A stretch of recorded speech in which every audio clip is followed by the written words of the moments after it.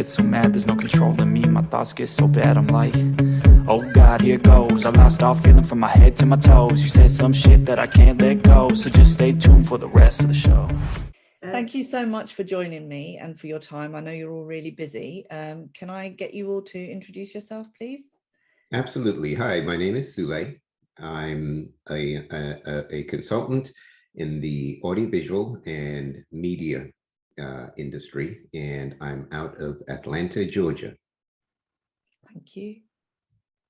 Welcome. Hey, Iffat. I'm Alexis and I am the director of the audiovisual division at Midpoint Technologies. We're based in Hanover, Maryland, which is midway between DC and Baltimore. Thank you. Hey everybody, I'm Alesia Henley, quite a bit of a unicorn in this space, lots of things, lots of hats, but most people know me for, the content creation in the industry that I do, my personal brand. But of course, I work at Audinate as a business development rep as well.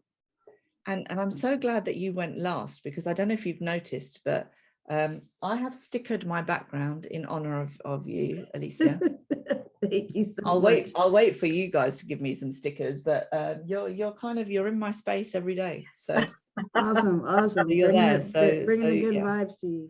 I'm actually going to do a little. I think I need to take a picture of it and see how many people can spot the stickers, because I'm trying. I got a healthy collection at Infocom, but I am missing some, so I do need some stickers from some people. Well, it looks like me and Alexis have to go online and look for where to get the stickers, and we'll get them and send them to you. Exactly. Nice. Thank you so much for your time. As I said, it's a busy time for everybody, and it just seems to be that actually, and certainly we all met at Infocom, which was brilliant. It was great to see people face to face, but it just seems to be that it's been this constant busy time where I keep thinking, well, when we're quiet, I'm going to do this, and it just doesn't happen. So thank you. As you know, I've been doing this little podcast since February now, and have been involved in various conversations for a couple of years. And something that hit me, there was a word that hit me a little while ago that I just wanted to discuss with you and get your opinion on, and that word is assimilation, and what the word assimilation means, and whether it means the same this side of the pond as it does for you. But Suley, especially, I know you've worked in so many different countries and you've got a broad experience. What does assimilation mean to you? So for me, it probably is a little bit different, because I'm originally from Nigeria, and I grew up in not only Nigeria, but in the UK, and spent time in other countries as well. Japan, for example, we were there for a year, grew up there, went to school there.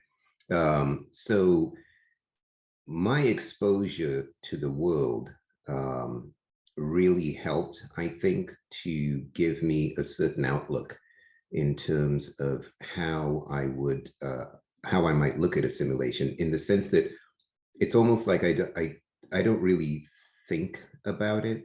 I don't think it's there. I don't think it's at the back of my head, kind of. So I think I bring a slightly maybe different perspective to the conversation.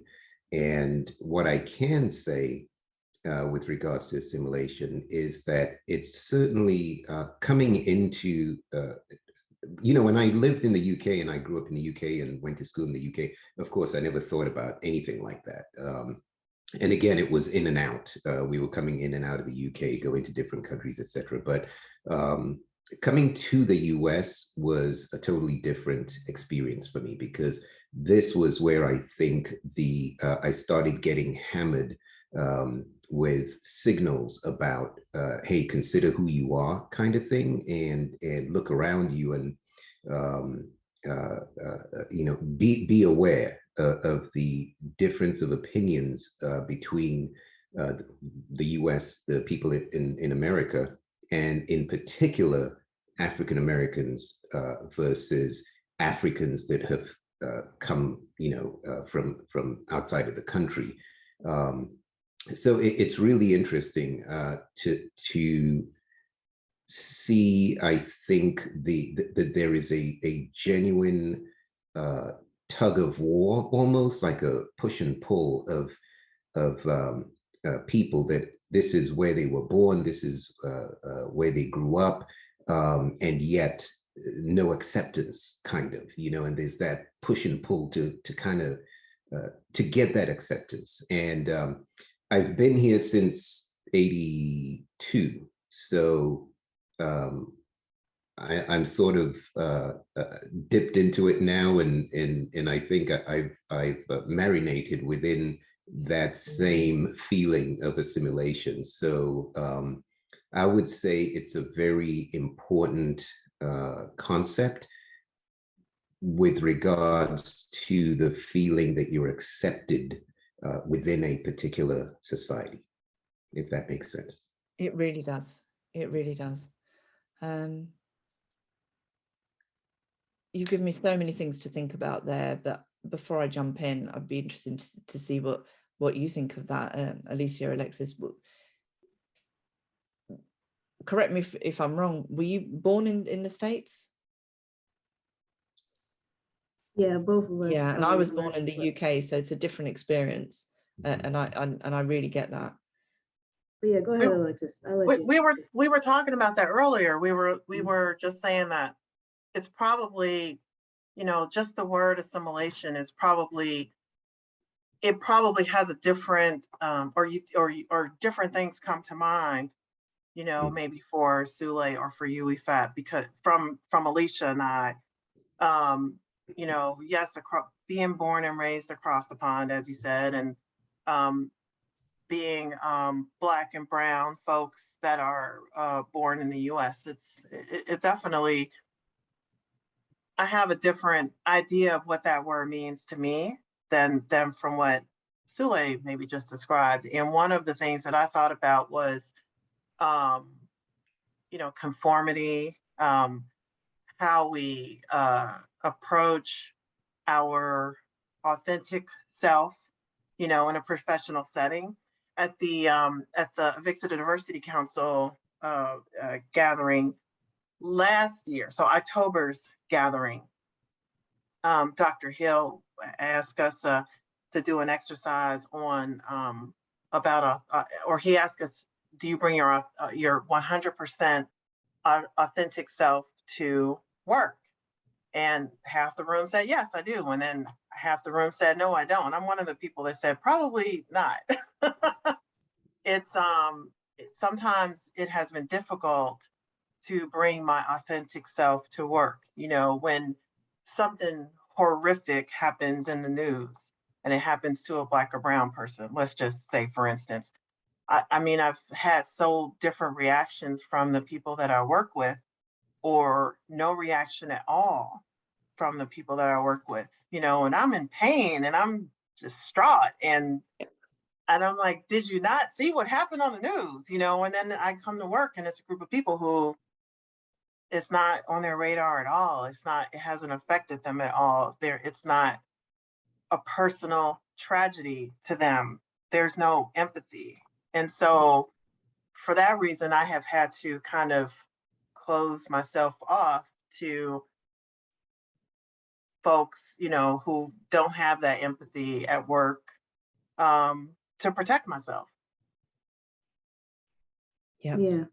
And I mean, I reached out to Alexis because honestly, y'all, the industry is probably tired of me saying this, but I don't care. Alexis is my OG, right? If I need direction, more than likely she's the person that I'm going to. And when I saw the topic of this conversation, I was like, Alexis, like, I don't think this is meaning what I think it's meaning. You know what I'm saying? I was like, what do you think? And obviously the perspective is different across the pond. And when we started talking about it, that's what it kind of meant to me as well, like authentic, realizing that we are different and feeling the differences when we're in the workplace. We talk about code switching, right? Having to change our, the sound of our voice over the phone, But for me, it was always my hair, right? How can I style my natural hair to be acceptable in this corporate, grooming policy thing that people have, right? And I think the latest form of that was really like the Crown Act coming into place here in the US, which is basically like a law or a policy that's being pushed across the nation to where you cannot discriminate towards someone for their physical appearance and actually hair, so I was going through all these stats and I realized I'm not the only person that's dealing with this, right? Yeah. And it's crazy because you mentioned the stickers, right? The sticker sheet has my face with my hair up in a bun. I remember in 2018 maybe or 2019, I asked my video guy, I was like, hey man, I wear my hair up in a bun when I'm chilling with my family, I'm at home, I'm going to the picnics, I'm going to the barbecue, but is this okay on the trade show floor? And he's like, yeah, that's you, be you. And I was so nervous. I was so nervous to wear my hair like that. Like, I can't lie, I was so nervous. And then it became like a staple of what people see me as. Like, when I started embracing all of me is kind of when things started changing in my life, because I used to separate myself from all the diversity. I'd be like, oh, don't put me into that category, don't put me into that category, can you just accept me for what I am? But then I realized all of those pieces, accepting all of those pieces and accepting that as my my whole self made it easier to kind of come into myself and be who I am, and no matter what space it is, trade show, at home, or whatever. And I'm still working on that, right? It's because there's a separation of work and home. And I don't know, how do you bring your authentic self? I don't know, I don't have the answers, but I know that there's a difference, that's the right? question. Yeah, and that is absolutely the question. I don't ever slow up, no I don't take shit. I got no love for the fakeness. If you wanna play tough and wanna hate this, I'll always show up. I don't ever slow up, no I don't take shit. I got no love for the fakeness. If you wanna play tough and wanna hate this, I'll always show up and make a statement. I don't ever slow up, no I don't take shit. I